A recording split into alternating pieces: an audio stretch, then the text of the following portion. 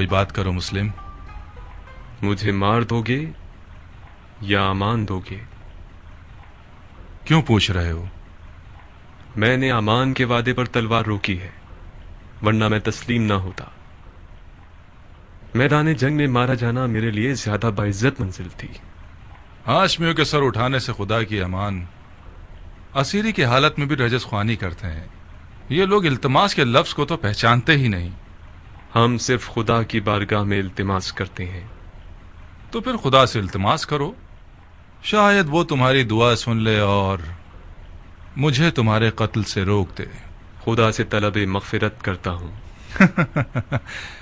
میں نے کہا تھا نا، ہاشمیوں کا غرور انہیں خدا کے آگے بھی التماس کرنے نہیں دیتا.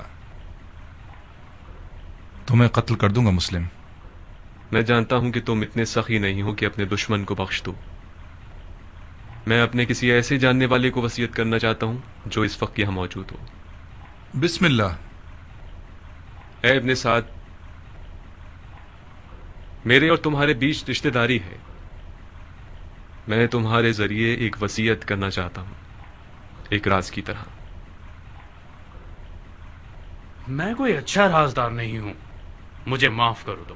اے پسر سعد، مضائقہ مت کرو. یہ بات مردانگی کے خلاف ہے. تمہارا عزیز موت کے دہانے پر کھڑا ہے، اس کی وصیت تو سن لو.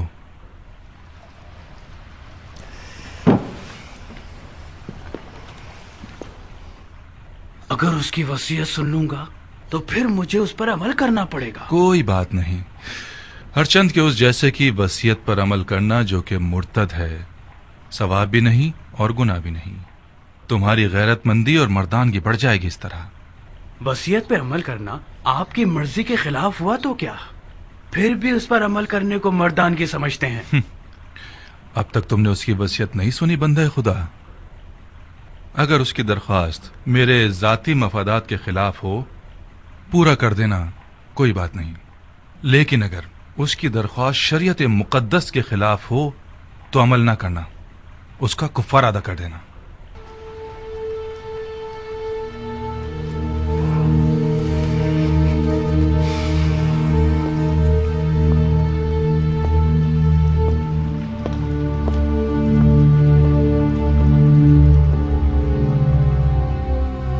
وصیت سناؤ مسلم. میرے چچا بھائی حسین ابن علی کو لکھ دو کہ کوفہ نہ آئیں، لوٹ جائیں. میرے مرنے کے بعد میرے جسم کو دفنا دینا کہ ضمیر پڑا نہ رہ جائے. میں کوفہ میں 700 درہم کا مقروض ہوں، وہ ادا کر دینا. میری زرہ اور خود کو بیچ کے ادا کر دینا.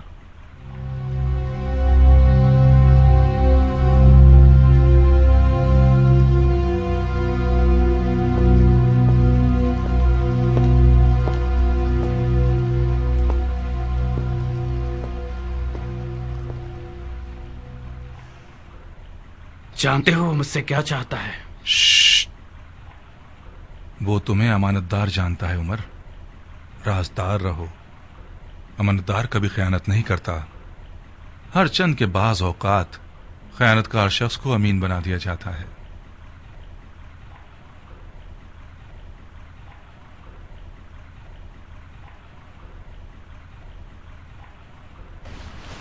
خوب مسلم، تم نے وصیت کر دی. کوئی اور خواہش ہے؟ میں پیاسا ہوں، تھوڑا سا پانی دے دو. بن حریث، اسے پانی دے دو، مگر اس پیالے میں جس میں حرام گوشت جانوروں کو پانی دیتے ہو. وہ مرتد ہو گیا ہے اور جس چیز کو منہ لگائے گا وہ شرعاً نجس ہو جائے گی. جی امیر. مرتد تو تم ہو کہ بغیر قصاص اس بندہ خدا کو قتل کرتے ہو کہ جس کا قتل کرنا حرام ہے. جو شخص صرف اپنے غصے اور سوء ظن کی بنا پر لوگوں کا قتل عام کرتا ہے وہ مرتد کہلانے کا زیادہ حقدار ہے. تم جیسے شخص کی سانس اور پسینہ نجس ہے جس نے اپنے دل کو ابلیس کا گھر بنا لیا ہے. ابلیس تو تم ہو کہ نفس کی خواہش کی بنا پر خلیفہ مسلمین پر خروج کرتے ہو اور ولی المسلمین پر تلوار اٹھاتے ہو اور مسلمانوں کے درمیان تفرقہ پیدا کرتے ہو. تمہارا مرتد ہونا بالکل مسلم ہے. میں تمہیں خدا کی رضا کے لیے قتل کروں گا، نہ کہ غصے اور سوء ظن کی وجہ سے. خدا کی قسم تم جھوٹ کی جڑ ہو. اگر اس گروہ کے پاس رائی کے دانے کے برابر بھی خوف خدا ہوتا تو تمہارے جھوٹ کی گواہی دیتے.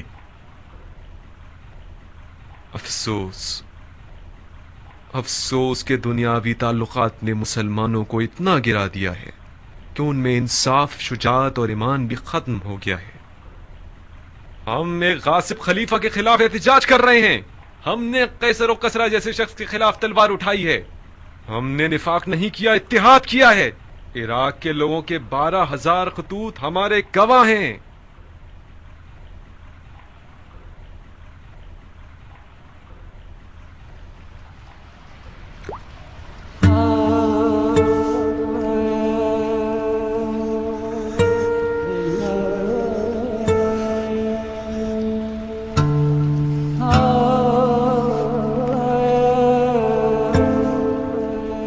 کیوں پانی نہیں پیا؟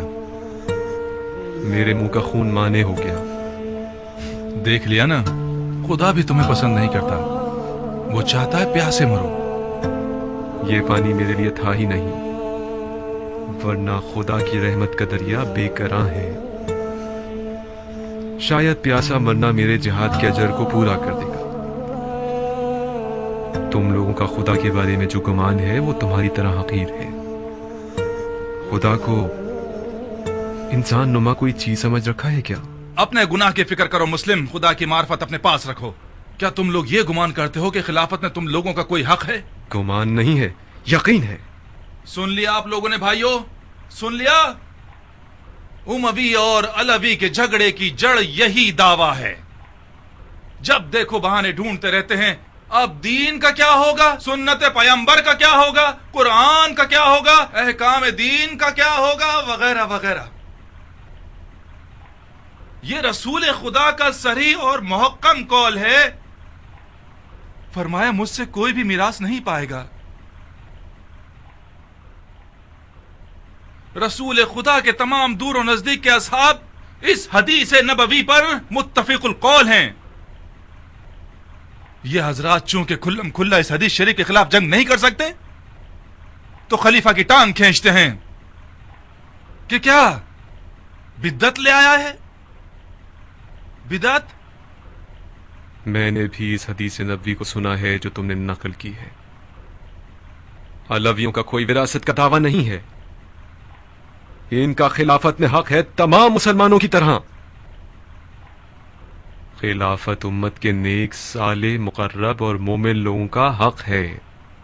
خدا کی قسم علی اور ان کی اولاد امت کے مقرب ترین اور باتقوی ترین لوگ ہیں. یہ میرے الفاظ نہیں ہیں. علی سے پہلے کے خلفاء نے بھی علی کی دیانت، تقوی اور علم کی گواہی دی ہے. خاموش جھوٹے، اپنی جھوٹی باتوں کو خلفاء سے منسوب کرتے ہو. خدا کی قسم تجھے ایسے ماروں گا کہ دین کے آغاز سے لے کر آج تک کسی کو بھی اس طرح نہیں مارا گیا ہوگا. ہاں تم وہی ہو کہ وہ بدعتیں دین میں لے کر آؤ گے جو پہلے کبھی نہ تھی. نامردانہ قتل اور اعضاء کا قطع کرنا اور لاش کو برہنہ کرنا اور گھوڑوں سے پامال کروانا تم سے کچھ بھی بعید نہیں. کوئی ہے جس نے اس مرتد سے کوئی زخم کھایا ہو؟ میں ہوں امیر بکیر ابن حبران احمری. یہ وہ زخم ہے جو مسلم ابن عقیل نے مجھے دیا ہے. بکیر، اسے محل کی سب سے بلند جگہ سے گرا دو اور اس کے بدن سے اس کے سر کو جدا کر دو. جی امیر. چلو